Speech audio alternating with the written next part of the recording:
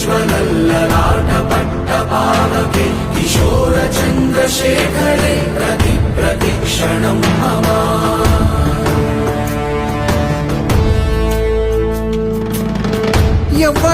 ఎవ్వడంట నిన్ను ఎత్తుకుంది ఏ తల్లికి పుట్టాడో ఈ